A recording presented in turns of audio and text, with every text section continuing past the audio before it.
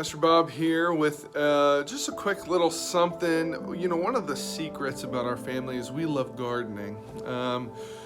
We have had a garden for a while, and during this transition where we moved from Kentucky here to Ohio, finally we're in a house, and now we've got some room to garden. And so we've built this raised garden bed, and then we built another regular kind of garden.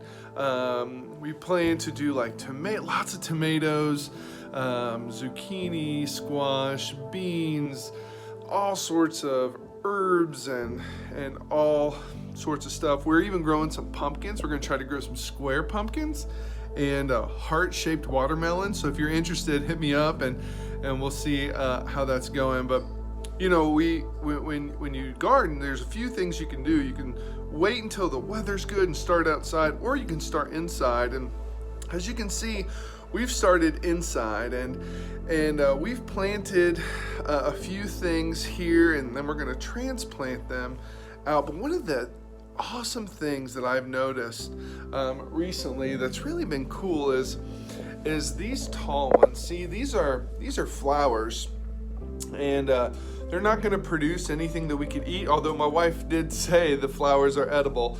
But they're the tall ones. They're just flowers. They help pollinate and germinate some of the other veggies that we hope will produce some good fruit, or vegetables. But what struck me today is the way they're leaning. We have them sitting here on our table, and they are stretched as hard as they can towards the sun. And you know, as I walked in this morning, it was just me, and I opened up the curtains. About 20 minutes later, these flowers stretched even harder to get towards the sun. And you know, if we continue to let them grow in here, eventually they would die. We need to transplant them. But while they're here, they crave the sunlight. And I think, you know, where you and I sit today, it can be real easy to get caught up in the game of saying, well, this is where we are right now, and never realizing, you know, what's to come.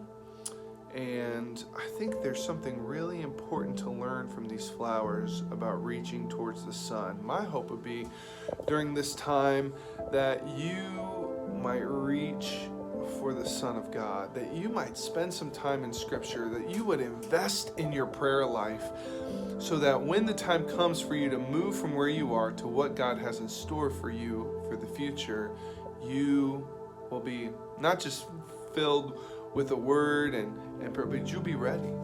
And I'm praying for you for that day. So reach towards the sun, just like these little flowers here.